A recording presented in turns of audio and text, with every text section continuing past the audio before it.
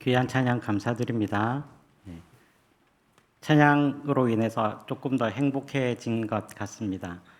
우리 옆에 분들과 말씀 듣기 전에 서로의 눈을 쳐다보면서 우리 행복하세요, 주님의 자녀로 삽시다라고 인사하도록 하겠습니다.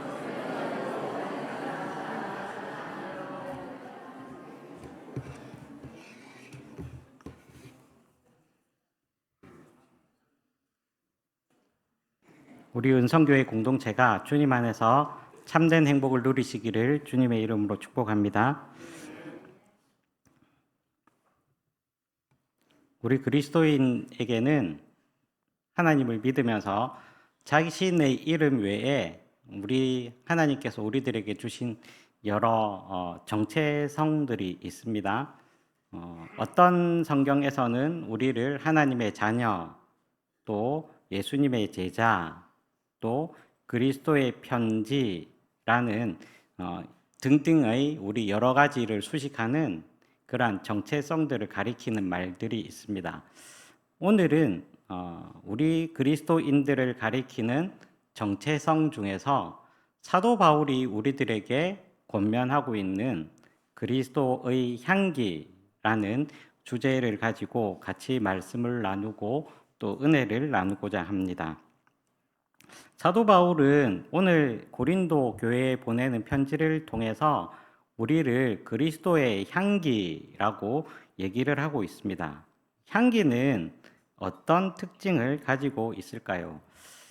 첫 번째로는 향기는 방향을 가리지 않는다라는 것입니다.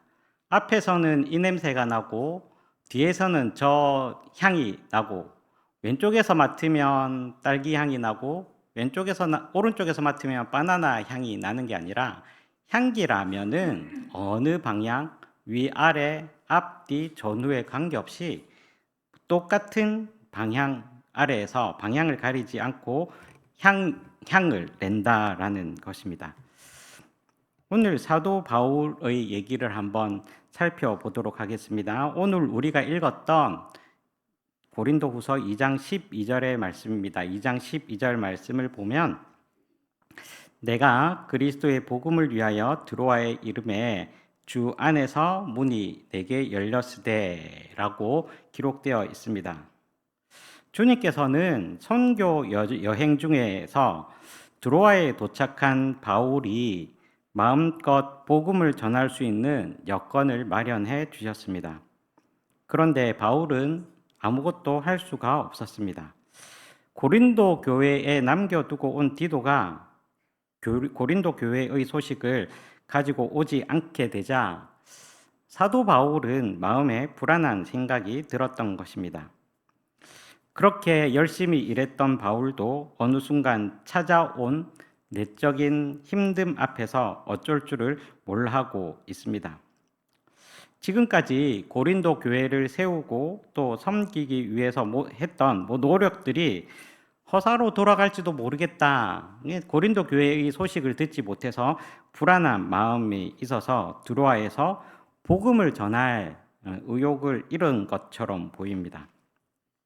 이런 힘든 모습, 또 열정을 잃어버린 사도 바울의 모습이 우리들에게는 낯설게 보여지기도 하지만 사도 바울도 어떻게 생각해 보면 복음을 전하는 사람이지만 그도 인간이었기 때문에 불안한 마음을 감출 수는 없었던 것 같습니다. 그래서 그는 하나님께서 열어주신 일터인 드로아를 떠나서 마게도냐로 건너갔다라고 13절에 말씀을 하고 있습니다. 13절에 이렇게 기록되어 있는데 내가 내 형제 디도를 만나지 못함으로 내 심령이 편하지 못하여 그들을 작별하고 마게도냐로 갔다라고 얘기를 하고 있습니다. 즉 편안한 마음으로 드로아에서 일한 것이 아니라 드로아에 있다가 불안한 마음을 가지고 마게도냐 지역으로 건너갔다라고 얘기를 하고 있습니다. 드로아를 떠나서 마게도냐에 이른 바울은 어느 순간에 자기의 마음을 사로잡고 있던 불안과 어두움의 물러갔음을 깨닫게 되었습니다. 그를 일으켜 준 것은 어떠한 경우에도 하나님께서 자기의 삶을 이끌어 주신다라는 확신이었습니다. 당장은 변하지 않지만 또 당장은 불편한 길을 걸어가야 하지만 하나님께서는 반드시 그곳에 가게 하신다라는 믿음으로 사도 바울은 떠나게 되었습니다. 사도 바울을 도우시는 성령 하나님께서는 그의 마음에 깃든 불안함들을 제거해 주셨습니다. 사도 바울이 나중에 하나님을 사랑하는 사람, 그리고 그의 뜻에 순종하는 사람에게는 모든 것이 합력하여 선을 이룬다라고 확신을 가지고 말했던 것은 아무래도 그가 살아오면서 그가 하나님의 일을 감당하면서 하나님께서는 결국에는 선한 길로 인도해 주신다라는 그러한 믿음의 확신이 있었습니다. 여러분, 성경에는 길을 찾고 또 길을 만들어 가는 사람들의 이야기로 가득합니다. 믿음의 조상인 아브라함, 그는 갈 길을 알지 못하고 하나님의 부르심을 받아서 고향을 떠나게 되었습니다. 애굽을 나와서 약속의 땅으로 가던 이스라엘 백성들, 하나님께서 가나안 땅을 약속하셨지만 그들은 40년 동안 광야에서 헤매기도 하였습니다. 사무엘로부터 기름 부음을 받았지만 사울의 질투와 시기로 인해서 광야로 쫓겨다녔던 다윗도 하나님께서 그의 길을 열어주셨습니다. 제사장의 아들로 태어났지만 광야로 나가서 예수님의 길을 준비하였던 세례 요한도 그는 길을 찾고 만들어 나가는 사람이었습니다. 이처럼 하나님께서는 길을 내어주시고 만들어 주시는 하나님이시다라는 겁니다. 아까 제가 우리 그리스도인의 정체성을 그리스도의 향기라고 말씀을 드렸는데, 향기는 어느 방향을 정하지 않았기 때문에 자유로움 속에서 그 향을 발산하는 것처럼 우리 그리스도인들도 하나님께서 우리들을 인도하시는 곳으로 길을 만들며 나갈 수 있다라는 것입니다. 길이 막힌다라고 생각하는 것이 아니라 길이 정해져 있지 않기 때문에 우리는 그 안에서 자유를 누릴 수 있습니다. 우리가 명심해야 될 것은 길이요, 진리요, 생명이신 예수님을 따른다면 그 길은 언제나 자유롭고 또 우리에게 편안함을 제공해 줄 것입니다. 그러므로 우리 그리스도인들은 그리스도의 향기라는 정체성을 가지고 어디서나 향을 발할 수 있는 그러한 귀한 믿음의 성도님들이 되시기를 주님의 이름으로 축복합니다. 두 번째로는 그리스도의 향기라고 말씀을 드렸는데, 그리스도의 향기라면 차별하지 않는다, 구별하지 않는다는 특징이 있습니다.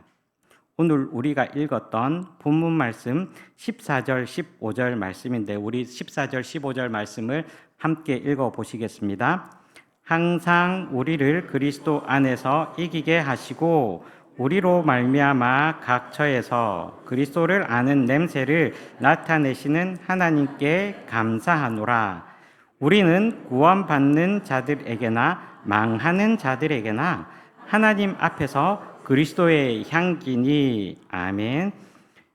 그리스도의 향기라고 했는데 구원받는 사람에게나 망하는 자들에게나 다 그리스도의 향기라고 이야기를 하고 있습니다.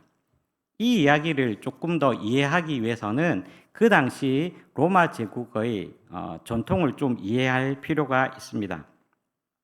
그 당시 세계를 다스리고 있던 로마 제국은 로마는 멀리 떨어진 지역에서 정복 전쟁을 한 이후에 전투에서 대승을 거두거나 아니면 5,000명 이상 되는 군대를 물리치거나 새로운 땅을 찾아서 정복해서 로마에 귀속시킨 장군에게는 개선 행진을 허락하였습니다. 그 개선 장군은 호위대의 경의를 받고 아주 비싼 금빛 마차를 타고 로마의 주 도로를 행진하게 했습니다. 그리고 그의 부대가 획득한 전리품들 그리고 포로들이 그 개선 행진을 뒤따랐습니다. 그리고 사제들은 행렬을 따르며 향을 피워 로마 신들의 가호를 빌었습니다. 그리고 그 당시에 가장 큰 경기장, 로마 원형 경기장에 이르기까지 그 행진은 계속되었습니다. 그리고 그 원형 경기장에서 포로들은 잔인하게 죽임을 당하기도 하였습니다. 이처럼 로마 개선 행렬에는 피와 죽음의 냄새가 납니다. 억울한 울음소리 또한 전쟁에서 패한 슬픔이 섞여 있다라는 것입니다. 로마 신들을 섬기는 사제들이 피우는 향기로 인해서 그 개선 행진은 어떻게 보면 승리의 개선 행진처럼 보이지만 패한 나라 노예들에게는 그것이 죽음으로 이어지는 그러한 행렬과 마찬가지였습니다. 그런데 사도 바울은 고린도 교회에 편지를 쓰면서 이 로마 사람들 그리고 로마 제국에 살고 있던 사람들이 알고 있는 이 개선 행렬을 조금 더 비틀어서 그리스도의 향기라는 비유를 들고 있는 것입니다. 예수님께서 이 세상에 오셔서 로마 제국이 지배하던 세상에서 하나님 나라는 이런 것이다 라고 선포하신 것처럼 바울은 개선 행렬 속에서 철저히 대비되는 다른 개선 행렬을 드러내 보이고 있습니다.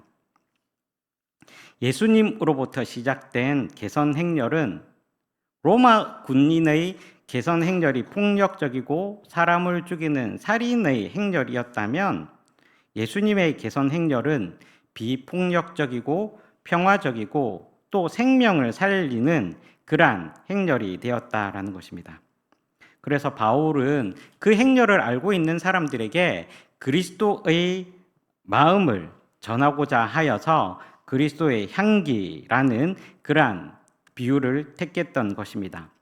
로마 제국에 있어서는 그 향기는 죽음의 냄새였지만 구원을 얻는 사람들에게는 생명의 향기가 되었던 것입니다. 그러므로 우리는 주님께 나아갈 때에 삶의 향기를 가지고 주님께 나아갈 수 있기를 주님의 이름으로 축복합니다. 돈과 권력에 맞들여서 그리스도의 몸이라는 본질을 잃어버리는 것이 아니라 하나님께 향기로운 그러한 삶을 드리는 그러한 아름다운 삶이 되어야 한다라는 것입니다. 그렇다면 우리는 그리스도의 향기라고 했는데 어떻게 하면 아름다운 향기를 발할 수 있겠습니까? 그것은 우리 속 사람을 가꾸는 것입니다. 냄새라는 특성, 향기라는 특성을 한번 잘 생각해 보시면 그 속에 있는 것으로부터 나온다라는 것을 우리는 깨닫게 됩니다. 속이 아름다우면 아름다운 향기가 발향될 것이고 속에 문제가 있다면 악취가 나게 될 것입니다. 오늘 우리가 읽었던 14절 말씀을 다시 한번 보기를 원합니다. 우리 14절 말씀 다시 한번 읽어보기를 원합니다. 시작. 항상 우리를 그리스도 안에 이기게 하시고 우리로 말미암아 각 처에서 그리스도를 아는 냄새를 나타내시는 하나님께 감사하노라. 아멘. 빨간색으로 제가 그리스도를 아는 냄새라고 표현을 했는데 바꾸어 말하면 그리스도를 알면 그리스도를 영접하면 저절로 냄새가 난다라고 할 수 있을 것입니다. 그렇게 우리는 그리스도의 향기로서 사람들을 구분 짓는 것이 아니라 누구에게나 똑같은 향기를 낼 수 있어야 합니다. 어디에서나 똑같은 그리스도의 향기를 낼 수 있어야 합니다. 어떤 상황에서나 똑같은 그리스도의 향기를 낼 수 있어야 합니다. 그것이 주님께서 우리들에게 부여해 주신 그리스도의 향기라는 정체성입니다. 그렇다면 어떻게 우리는 그리스도의 향기로 살아갈 수 있겠습니까? 에베소서 5장 2절 말씀은 우리들에게 아주 중요한 힌트를 주고 있습니다. 에베소서 5장 2절 말씀을 함께 읽겠습니다. 그리스도께서 너희를 사랑하신 것 같이 너희도 사랑 가운데서 행하라. 그는 우리를 위하여 자신을 버리사 향기로운 제물과 희생 제물로 하나님께 드리셨느니라. 아멘.